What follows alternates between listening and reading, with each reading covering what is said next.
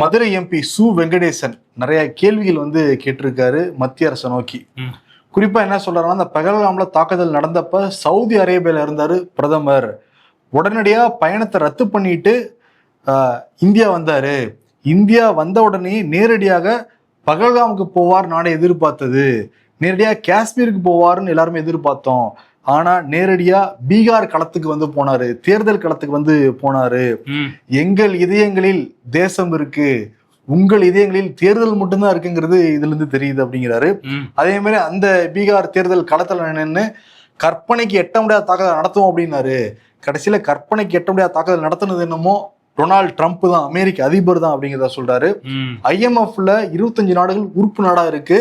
25 நாடுல ஒரு நாடு கூட இந்தியாவுக்கு ஆதரவா வாக்களிக்கவே இல்லை. உலக அளவுல இந்தியாவை நீங்க தனிமைப்படுத்திட்டீங்க அப்படி குற்றச்சாட்டு வச்சாரு.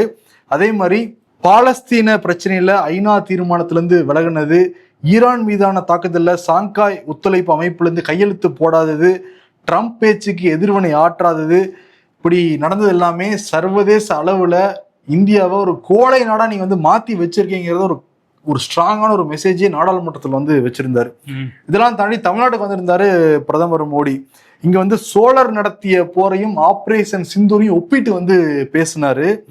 நான் ஒரு வரலாற்று மாணவன், வரலாற்று நாவலையும் எழுதியிருக்கிற முறையில் நான் சொல்றேன். கடல் கடந்து ஒரு மன்னன் போய் வெற்றி பெற்று வந்தான் அப்படின்னா ராஜராஜ சோழனும் ராஜேந்திர சோழனும் தான். ஆனா ராஜராஜ சோழனும் ராஜேந்திர சோழனும் அவங்க தொடங்கிய போற அவங்களே தான் முடிச்சு வச்சாங்க.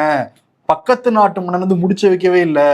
ஆனா ட்ரம்ப் இது வரைக்கும் 25 முறை பேசியிருக்காரு. ஒரு முறை கூட எதிர்வினை ஆற்றவே கிடையாது. இன்கேஸ் ராஜராஜ சோழன் காலத்துல இப்படி பேசியிருந்தாங்கன்னா ராஜராஜன் முதல்ல அவன் கதையை தான் முடிச்சிருப்பானோடனே பயங்கரமான கிளாப்ஸ்.